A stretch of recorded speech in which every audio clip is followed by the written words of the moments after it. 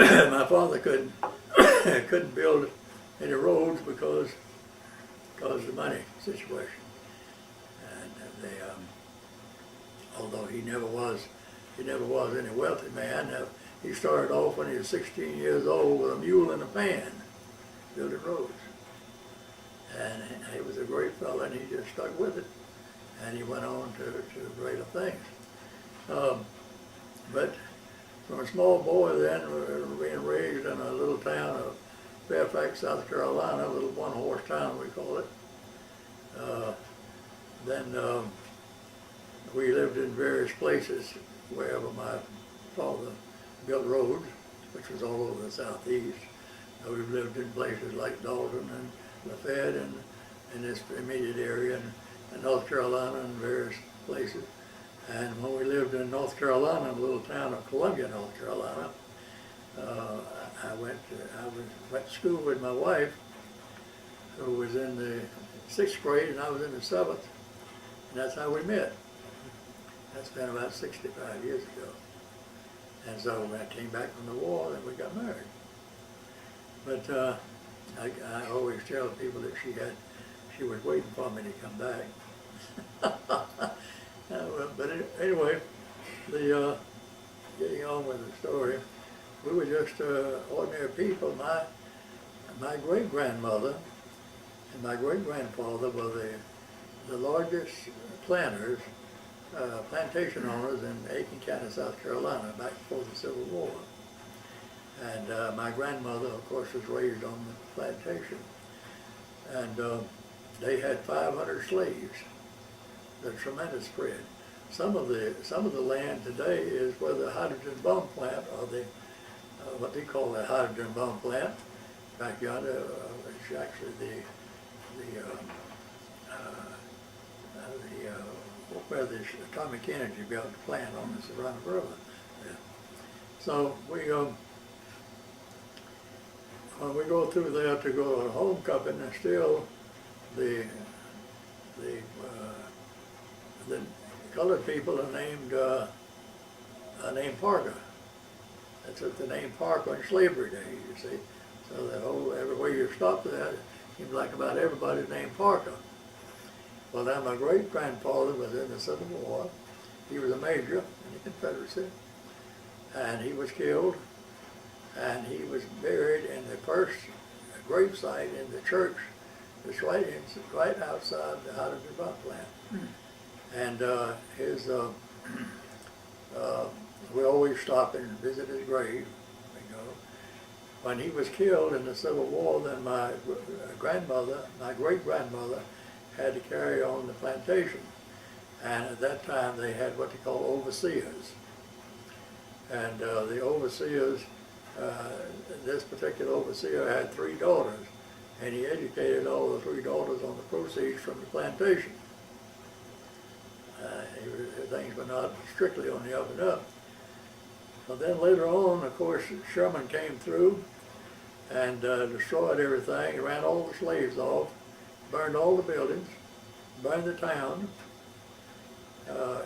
burned Ellington, South Carolina, and Aiken, and just destroyed everything, burned the courthouse and all. So, of course, back then, the land reverted to eminent domain, back to the United States government at that time. So my grandmother, when she was a young girl, went to court to try to reclaim some of the land, but she wasn't successful because all the land belonged to the United States government then. So that gives you sort of an insight on it in my rearing. Well,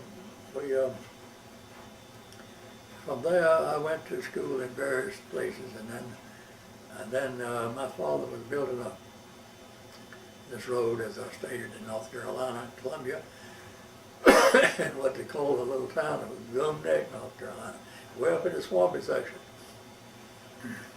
And my wife was of the prominent,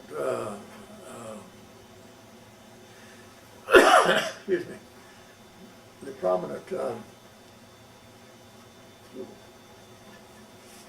people in that area were named Brickers. They call it Brickers. It's Brick House. and which is an unusual name, but her grandfather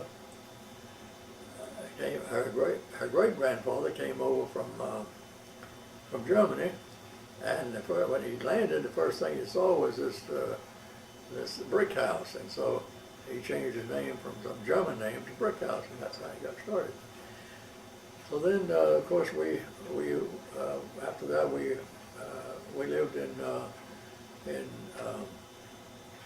Smyrna sometime later. In 1939, my father built the 4-lane highway from here to Atlanta, the first 4-lane highway done in the South, and one of the few in the nation. They had a terrible time with it. Every time to get the shoulders built up, it would rain, wash the shoulders away. But anyway, they finally got it built, and then he moved on to building the shipyard in Brunswick, Georgia. He and J.A. Jones Construction Company, and they built 170-something Liberty ships to send the guys like me overseas on. And this was in 1940 and 42 to that era. Then he went on after that to build short line railroads to defense plants, and he built a lot of those, particularly in the state of Florida. He built the short line railroad from Jacksonville, close to Jacksonville, over to Stark, Florida, which, well, was basic training in Camp Landing, Florida. And but anyway, that gets ahead of my story. In Brunswick, I was still in high school, and I worked on what they call the Plattons after school. My father's shipyard, and I would go along and mark the steel, and the cranes would come along, pick it up, take it to what they call the ways to build the ships. And quite ironic, I went overseas on a Liberty ship that was made in my father's shipyard. So then, but anyway, I received this notification from President Roosevelt that said, without fail, report for pre-induction examination at Fort McPherson. And so, which I did. How old were you? I was just at 18. I was right at 18. I just turned 18 on January 31st. Where had you been on Pearl Harbor Day? Pearl Harbor Day, I didn't know what Pearl Harbor was. I didn't know I was 15. You were too young. Yeah, but I didn't know, I had no idea what Pearl, I thought it was somewhere in Alaska or something. I didn't know where it was. But anyway, that Sunday afternoon, I remember it really it wasn't really a lot of consequence for a 15-year-old boy, and because I didn't know what would entail later. But we went on to I went on to Camp Landing, Florida, and took my basic training, and I was the only man to finish basic training. You had to participate on a 25-mile hike, and I was the only man still standing up that hadn't sat down in the meantime for 25 miles. And so they figured I was a good infantryman, so they put me in the infantry and sent me to Camp McCoy, Wisconsin, to be the northern outfit that was from. They had trained in Maryland and Fort Meade, Maryland. So I joined them, and then the next thing you know, we went out on a bivouac in Michigan, and they loaded us on trains and took us clean around through Canada down to the port in Boston and put us on the ship. And I think the name of the ship was either Argentine or the Brazil, one or the other.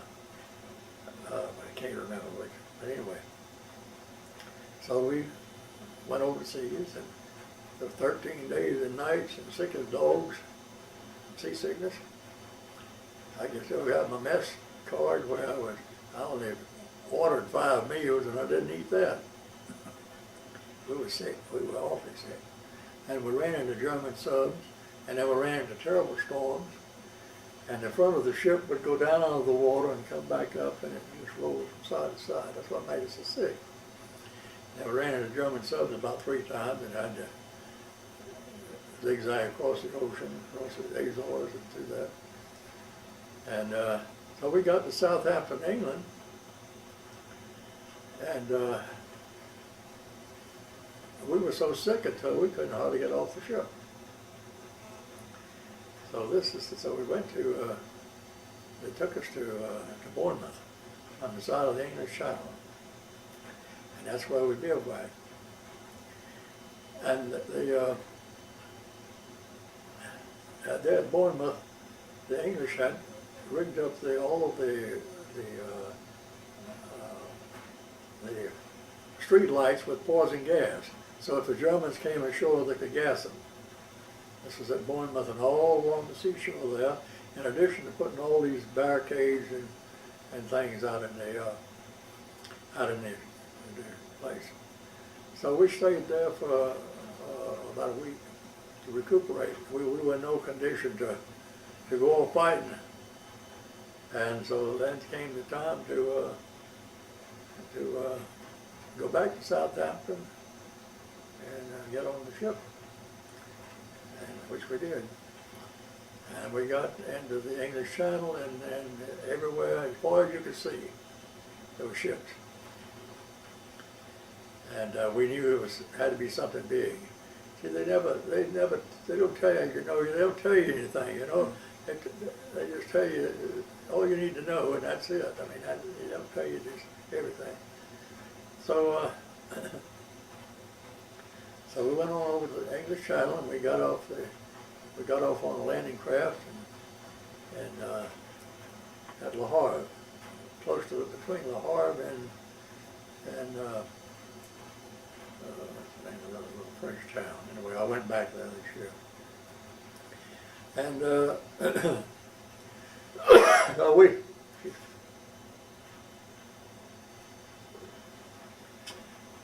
So we got on the landing craft and the mini landing craft, and then we hit the beaches, and the ones that were lucky got ashore, and the ones that weren't so lucky drowned. And the water, it was slightly rough, sort of rough that day, and then we couldn't. The boat could only navigate just so far. And so where we got off, a lot of the fellas with all the full field pack and everything, weapons and all, they just drowned. They just sunk. Time they got off, time they walked off, they sunk right in. And then a lot of them were killed and all in the terrible massacre. And so I was one of the lucky ones and got ashore. And, but a lot didn't. I think it was some 9,000 men we lost in the invasion. The greatest armada in the history of the world. And there was, I forget how many thousands of ships there was. It was tremendous. You'd have to see it to believe it. And of course there's been other invasions and all which are very bad. But this, I guess, took more lives than anything that had ever occurred. And so then we advanced on to called St. Lo and places like that. And I was a mortar gunner, 81 millimeter mortar gunner. And we would set up the mortars and shoot a few rounds and then go on. And go across the hedgerows in France, and then of course the swamps and everything, and there was thousands upon thousands of men that lost their lives there. And when you go back to the cemetery, you see it, reminiscing about it. But so then we advanced on through France, and I was in General Patton's army, 3rd Army, and the 76th Infantry Division, and we advanced on through France and fought all the way up to, and we got up to Reims, France, and they said, well, we're going to be in a big, tremendous battle, and this was the Battle of the Bulge. And we went on to, from Reims, we loaded up, and ammunition and everything,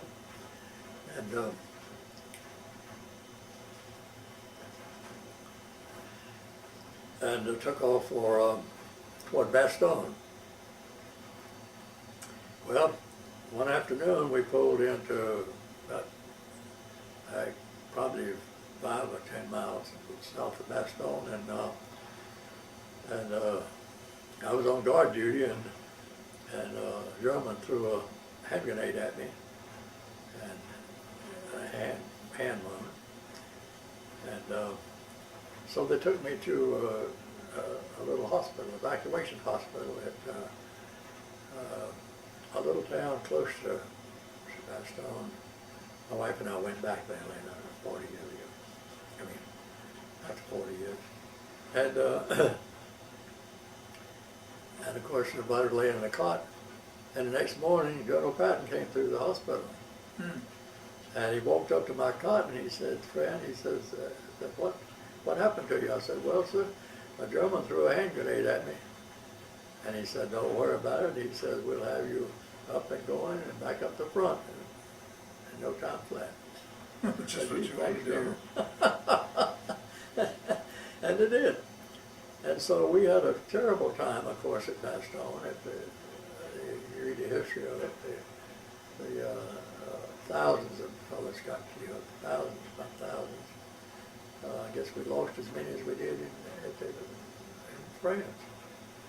And by that time I was a corporal, and thought I had it made as a corporal, but I was out front further than I would have been if I'd been a buck private. But anyway, when we were going through France, General Patton issued an order.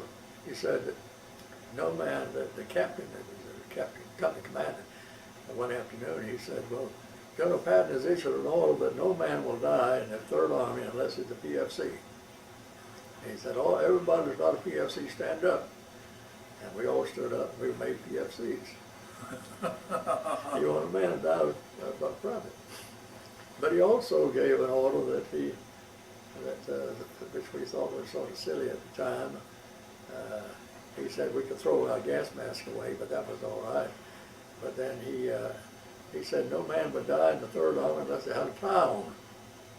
Unless they had a what? Unless they had the tie on, the tie. And I thought that was terrible, and everybody else did. But of course, it kept our neck warm. By the time we got up to Bastogne in Belgium, the snow began to come.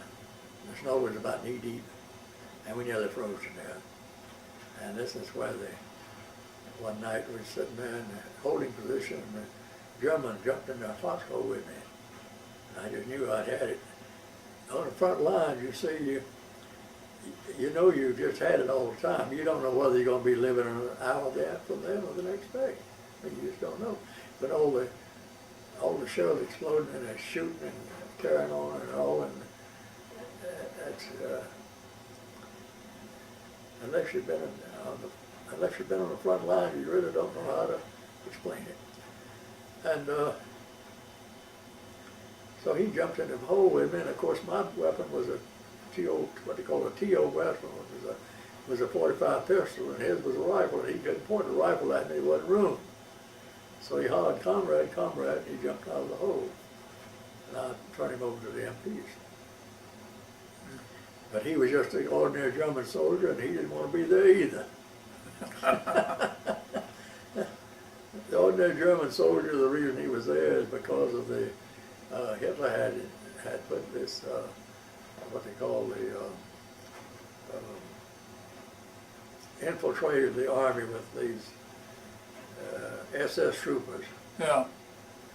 And that was, They and kept nobody everybody- nobody knew who they were. And nobody got out of line because you didn't know, because your own soldiers would kill you if they found out. Yeah. So then we went on, advanced on toward, through Luxembourg. We had very big battles in Luxembourg because we were in the Siegfried Line. And the pillboxes in the Siegfried Line were, some of them were 6 feet thick, sealing concrete, and some of them were very elaborate in the side of the mountains there. And the only way we could take them was to go in and surround them and shoot them out. That's not the way. When I took my wife back, she said, "How in the world did you all ever get through here?" I said, "Well, we just survived. We just persevered some way. We were young, 18. And I'll never forget the day that our captain, Captain Rice, he was a fine company commander. He was, and brought his body down from the mountainside and put him on a jeep carrier and took him in. The Colonel William Green, who later was would come to our conventions and our Army conventions. Colonel Green made a terrible error. He ordered Captain Rice to go and take this pillbox, and he knew it was sure death. And he did, and he got killed. And we never had too much respect for Colonel Green. From then on, he was from Rhode Island. And Colonel Green lived a long time. He was in his 90s when he died about 4 or 5 years ago. And he told me, he said he always regretted some of the decisions he made.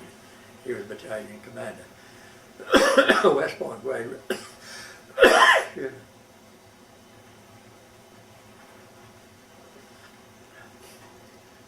So then we went on to the Saw River, and the engineers tried to build us a bridge to go across. The river was swollen 10 times bigger than it normally is because of the snow and the ice and rain. And every time the engineers would build a bridge, the Germans would blow it up before we got across. And so finally they tried this pontoon, and the Germans destroyed that. So my company, one morning, our company CO said, "Well, we can't stay here. It seems to me like what we got to do is to go across in boats, little boats."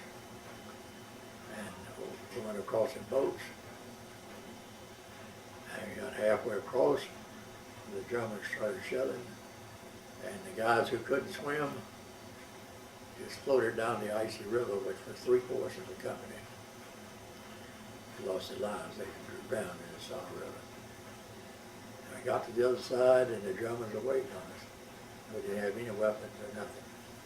So they took us captive. And it took us back about, I think it was probably somewhere around 100 miles. And put us in a barbed wire prison camp.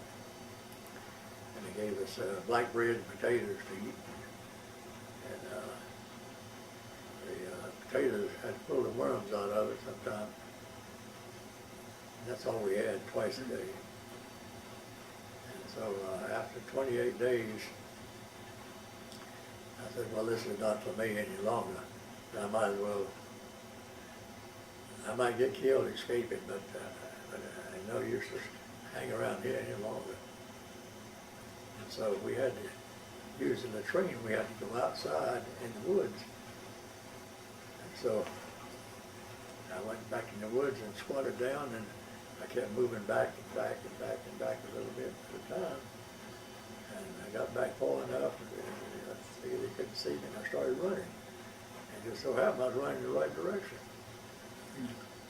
And I would travel, I'd sleep in barns at night, and during the day, and travel at night, and I got back to the outfit. And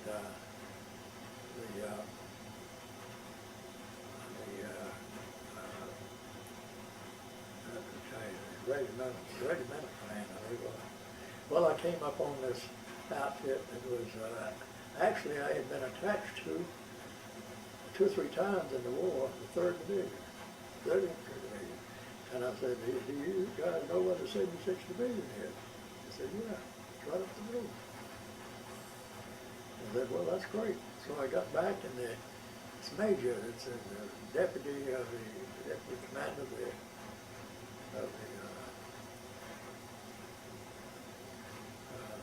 battalion, I think it was. He said, well, I'm glad to see you back. He said, where you been? I said, well, I've been holed up in a barbed wire fence. And he said, well, I'm glad to see you back. And I said, well, so I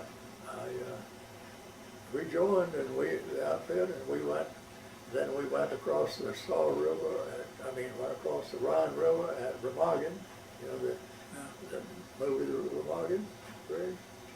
And then when we crossed the Saw River at Remagen, there were dead animals, horses and cows and everything. Hitler had been pulling his artillery. He had run out of petrol. And so then the Germans began to come out of hiding, and they began to walk out and comrade, so they held it away, and their rifles wanted to stick a prisoners. We told them to go home. Just go home.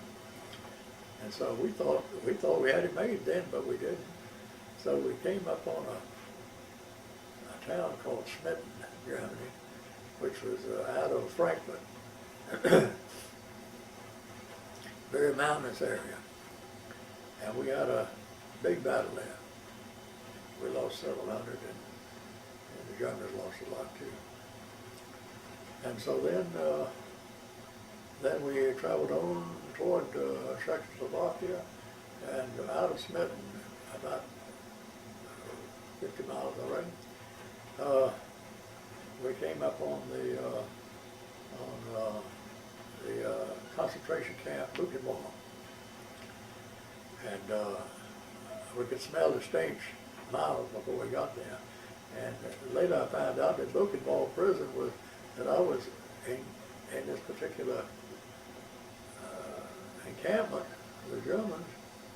I was a prisoner there, not too far from where Buchenwald prison was. And we released the concentration camp survivors from Buchenwald. But the poor people, they were nothing but bones, the ones that were still living. They didn't have any clothes and shoes and all, and they were just terrible shape. The bones of people who had died were piled sky high in the yards of the concentration camp. They had dug trenches to bury them, but I found out later that they're supposed to have buried them deep enough to where the gases from their bodies wouldn't be raised up above the soil. But that didn't happen. And so the bones were just a terrible thing. And we weren't, at all the killing and everything we'd seen, we really weren't ready for something like that. I mean, it was a terrible thing of humanity, terrible thing of humanity.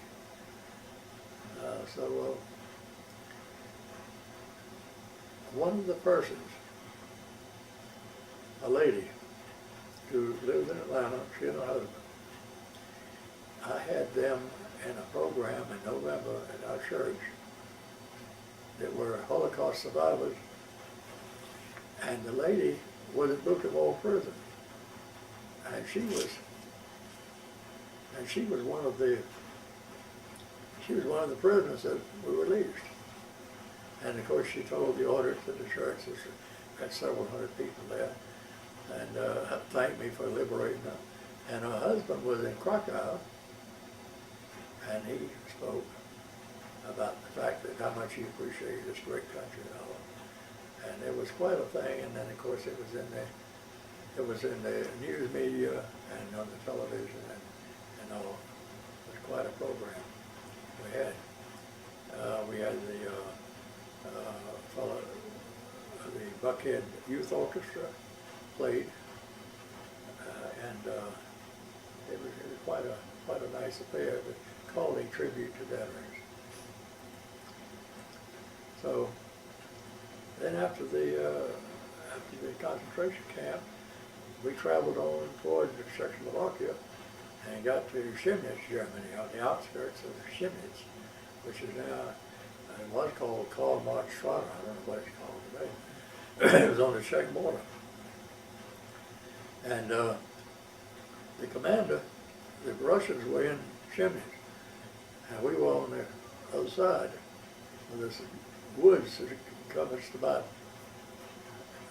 thousands of acres, I reckon. And the German commander sent word to our commander that if we would send a rifle troop in there at 6 o'clock that evening, that they'd come out and surrender. The Germans never wanted to surrender without putting up a battle. We sent the rifle troop in there, and all of them got killed. They shot up every one of them. So we pulled back and called in the Corps artillery, and we flattened the woods, and we killed something like 26,000 German soldiers in there. And the bad part about it was that the war had been over for a day and we didn't know it. And we killed it not until I wrote the book. It ever came out where we killed all these people after the war was over. But we didn't know. We didn't know the war was over. And we didn't know Franklin Roosevelt had died until 3 or 4 days after that. So am I talking too long? No, you're doing great. So then I stayed, by that time I was an officer, and we were assigned a town. Well, before that, the Russians came in and were in charge of what's called Terrigen territory in Germany, and we came in to control Bayern territory. And each officer had responsibility of a town, as if the burgomaster or the mayor would have, and issued out rations to the people, which we didn't have anything but bread and potatoes and stuff to issue out. So we did that, and then they after that. I stayed in for quite a while, transporting slave laborers back to the different countries on cattle cars. We take them back on cattle cars, and then we'd fly back in one of the little boxcar planes, we call them. And we'd take them back to Italy and France and all the different countries that had been brought in as slave laborers for Hitler. Them up and take them back to the different countries. Back to North Africa, Casablanca, and various places. So then we were coming back on a train. I went through on a train, taking a bunch to Italy, I believe it was, and the fellow had a radio on the train, and he heard something about some kind of atomic bomb had been dropped. And we had been scheduled, when we come back, we'd been scheduled to go to the Pacific. We'd already fought in Europe, and they were going to send us to the Pacific to fight. So I came back. I was on the first shipload on the Queen Elizabeth to come back, and landed in New York Harbor, and the ticker tape was something else. So I got back and we took us over to Fort Meade, Maryland, and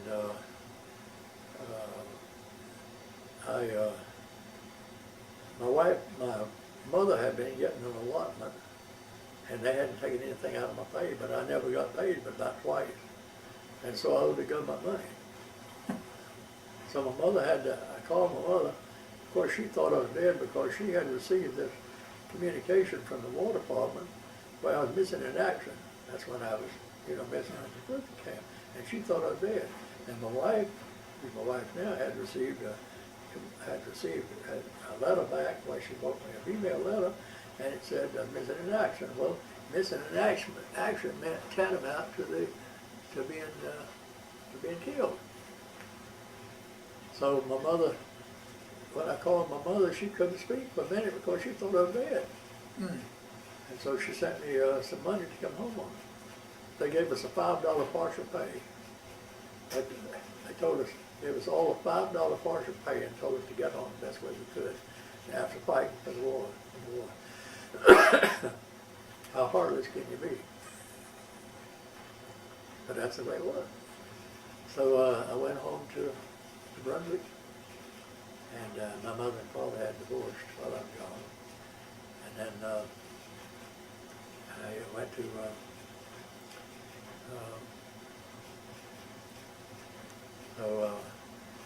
it so happened that this atomic bomb had been dropped, and so we didn't have to go to the Pacific at all. But I had to re-enlist to pay the government back. I owed them so much money. So I re-enlisted for a year, and they sent me to Fort Leonard, Missouri, which is way out in the Ozarks. And then my wife and I were engaged before I left. When I came home to Brunswick, she met me at the bus station here in Atlanta. And we became engaged, and so I told her, I said, I'll be back on your birthday, which was September 30th. And she said, September 30th, they came and knocked on the door. And there I stood over here on Allen Road, and right over here in Decatur. right over here in Decatur? huh? In Decatur? Not Decatur, right over here on, anyway, they've been trying to incorporate it all this time, but they can't get it done. Anyway, so I went on to Fort Leonard, Missouri, and which was a hellhole. And then they transferred me to Camp Campbell, Kentucky, and Camp Campbell served in the Army Finance Center there, and so then I was discharged in December 1946, and we got married in 1945, and we lived on a penny bank, a lot, bought bread. And back then you couldn't buy nothing. Nobody had a vehicle, nothing. Didn't have anything, so we started off with nothing. We started off with a 2-burner oil stove and a set of dishes, and now we got an electric range 60 years later. But so then we've been, and now we've been married 59 years, and we got children, grandchildren, and great-grandchildren. You met a family in, I think it was Saint Denis when you were in France? Yeah. When we landed in the little town of Wartime, France, they let me sleep in their barn and gave me some wine to drink to get out of the shell fire. The name was Biard. Monsieur Biard. And so 40 years later, my wife went with me and went back to France and we were entertained by them. We took them, we stayed in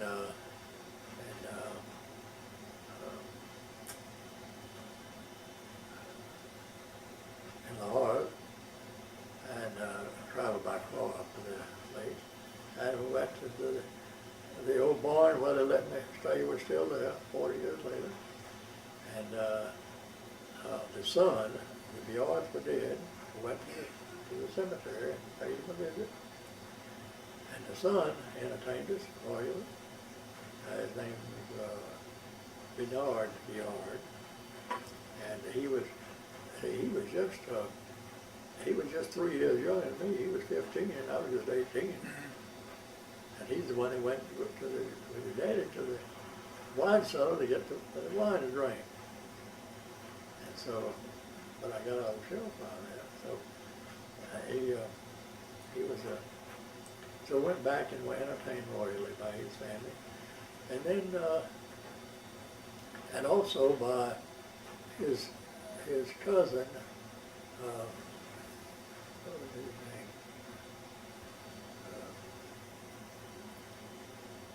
Anyway, his cousin was there also, he and his wife. And the lady who, I went back and this summer and stayed at her home and went back to France, was his wife. They had divorced and he had died some years back. He was in charge of some kind of farming operation there in France. But he was a cousin, but something happened along the line that I never could understand, that Bernard Bjard, who had been the little boy, I didn't see him when I went back on the trip this summer because they were not available. There's something happened domestically between the wife of the Bjard that had died, and they had divorced and died. She said what happened to her husband. He fell down the staircase and he never recovered from it. He had a concussion. But they treated me royally. Now when we arrived, of course this was in June 6th. And when I arrived in Paris, I picked up a car and drove on to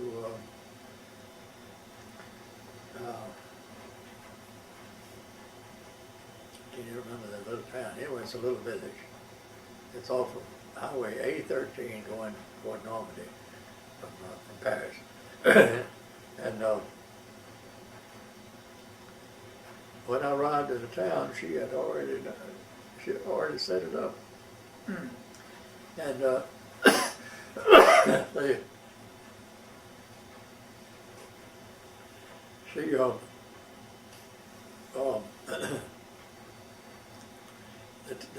the townspeople were there in the square, and they rolled out the red carpet for me, and had a big feast for me, and a big party, and all.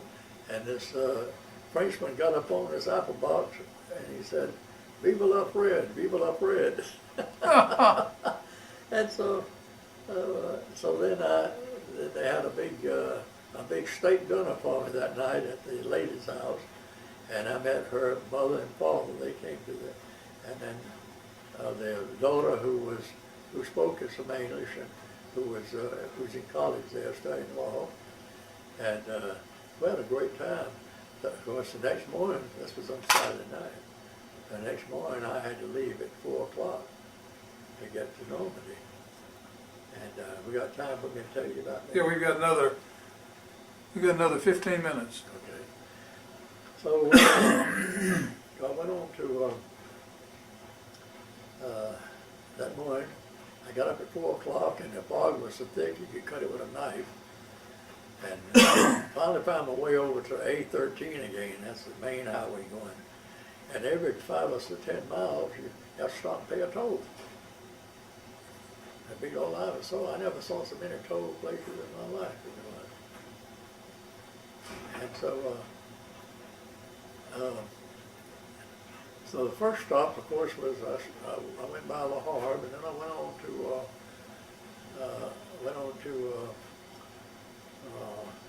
up to Gold Beach. East Arm. Huh? East Arm. Yeah. At Gold Beach, where the Queen was at, Yeah. and then I went on to where the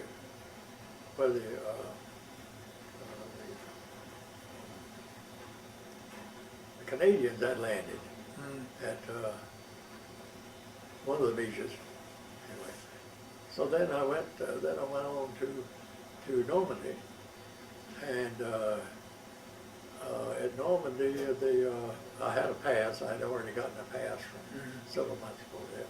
I got to Normandy and participated in that.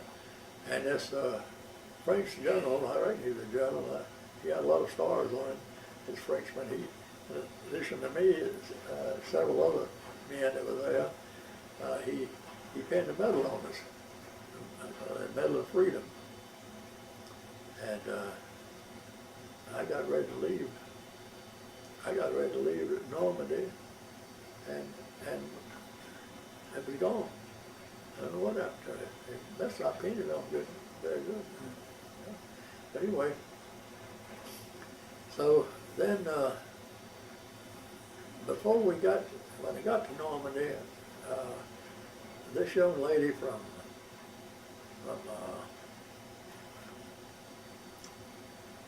a big city before on A13 there, she had come by train. She was from Oklahoma, and she was teaching English in the French school in this locality. And she was there, and she couldn't get in because she didn't have a pass. And after coming up, she thought maybe she could get in when she came by train. And so she asked me, she said, this was right south of Normandy. She said, would you mind if I ride with you to the Normandy Cemetery? And I said, I don't mind. And then 2 or 3 other people asked me the same thing at the same time. So they all piled in the car. I was driving a Hertz Volkswagen, diesel Volkswagen. And so we got there, and she, of course, she didn't have a pass. And I explained to the major there at the gate, I said, this young lady is an American. She's from Oklahoma, and she's very interested in, she teaches history as well as American, English, and France, and she would like to come in to the festivities. He says, I'll tell you what we'll do. He says, we'll make her your escort. She was at 23. She was the same age as my granddaughter. And I told her about my granddaughter, 23. So she was my escort. They put this chain thing around her neck. So she was my escort. So we went to, so then we had all the festivities and everything, you see, and all the French president was there, and Bush had a terrible time getting down because the fog was so bad he couldn't find it, had to land on the beach in a helicopter. And so then after that, I said, well, let's go on up to Point de Hoc. That's where the Rangers landed in the war. So I went to Point de Hoc, and we arrived there and parked the car, and this young lady who was in the service came out with a golf cart and picked us up, parking lot. I said, gee, this is nice. You see, I had on my uniform and all. And so we got to the gate, and the guy, the colonel was in charge there. He said, Dr. Pounds, he said, we've been expecting you. And I said, how'd you know I was coming? He said, we knew you were coming. The security was, you wouldn't believe that there was French police all over the countryside. I had thousands of them. You wouldn't believe the security that was there at the time.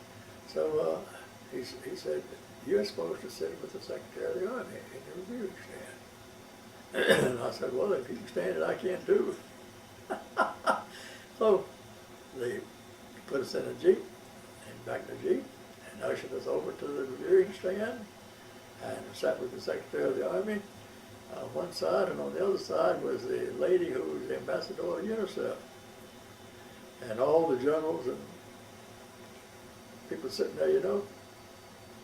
And I thought to myself, you know, this is certainly strange, and here I am sitting here with all these generals, but then I had another thought. That, well, you know, these guys weren't even born when I was fighting the war up here. So then after the ceremonies in which the Secretary of the Army spoke, and we went over to the beach area. Well, before that, we walked down off the platform, and the Armed Forces television was there, and they wanted a story, and so they televised it and put it on. Found out sometime later it was on Armed Forces television, and I told him, I said, well, now I wasn't here at Point Hawk, I was down at La Havre, but I didn't make any difference. So they wanted to, everybody wanted to interview me, and everybody wanted to take a picture, and I bet you there was 100 pictures taken.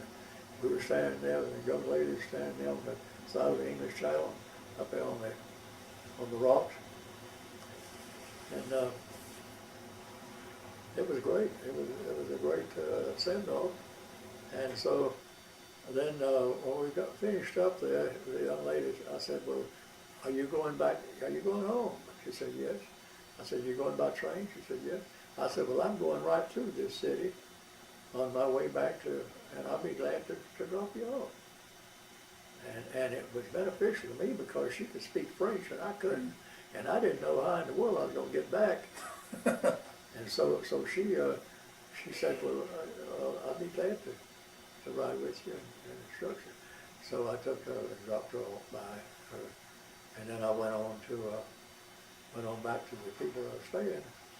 And then the next day I went on back to Paris, and I planned to stay a while longer, but I became sort of ill. See, I have a pacemaker. And then I've had, my cancer has been in remission about 15 years. But I was afraid I'd get sick over there, so I decided to come back. Dr. Pounds, we've got about 5 more minutes. I'm just wondering, what kind of thoughts would you like to leave my generation and future generations? I appreciate your being with us today so much. I was in grammar school when you were fighting the war over there. Well, I would say that, like I write for the newspaper at home a lot. I write a column a lot. And like I said in the last column, I hope that one day that we can be in a position like we were in when Theodore Roosevelt was president. Theodore Roosevelt said, he said, speak softly and carry a big stick. And he meant to keep our people at home. And that's what we need to do. We don't need to be all over the globe trying to fight people's wars for them and trying to there's no way in the world that we can conquer the whole world and every dictator and all. Look what's happened in the big tidal wave. And people over there say, well, we appreciate you being here, but don't try to instill democracy or your religious way on us. Yeah. See? And the same is true in this Iraq situation. Now, since our people are in Iraq, we have to support our men wherever they are. Now, we might not like it, and most of us don't. And we don't think that people should be over there getting killed. In your era in Vietnam, we stayed over there too long. But I think if we would do like Teddy Roosevelt said, if we'd try to look after our own affairs and keep our people at home and attend to our own business, I think we'd be a whole lot better off. I just wrote an article to that extent last week in the paper, in the Gainesville Times. You had several close brushes with death yourself, and you lost a lot of your friends over there. Any thoughts about the capriciousness of war and who gets killed and who gets to survive? Yeah, well, it's the people, it's the women and children and the ordinary people that get caught up in wars and suffer the consequences.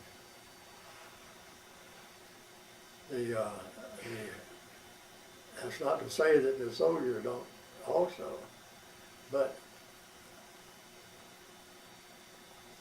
if you look at the whole picture of history, I made a speech not too long ago in which I brought up the fact of from my era, from the Great Depression all the way through, and the wars that's been fought and all, and some of the wars that's been fought that we don't even know why we're fighting them. Now, with no reflection, the Vietnam soldiers, the soldiers in Iraq, we have to support them because that's where the President and Congress set up. We got to support our troops. We may not agree with them being there, but we got to support them. And the Vietnam era, the French stayed there 25 years trying to conquer communism. And they were not successful, so they left. And then we came in and spent 15 years and 56,000 young men alive. And in Iraq, we've had over 10,000 casualties and 1,300 or 1,400 men killed already. So, for what reason? I mean, we have, if the objective was to get rid of Satan, Saddam Hussein, we have accomplished that a year ago. And now it's time to bring our people home. Because these people, these Arabs and people, they don't want us over there meddling in their affairs. And then we're never going to be able to establish any. I don't see how they're going to have an election because people are scared to get out and go to the polls for fear they're going to get killed, car bombed or something. So, It's very frustrating. pardon me? Very frustrating. Isn't it, Doug? It's very frustrating. It is. We're about out of time, and I want to express my personal appreciation to you for spending today, January the 17th, 2005, at the Atlanta History Center. I want to also express my sincere appreciation for you making it possible for me to grow up in a democracy and be educated while you were over there fighting the battles for us in the Battle of the Bulge. It's been a real pleasure. Thank you, sir. I appreciate those kind words. Thank you so very much.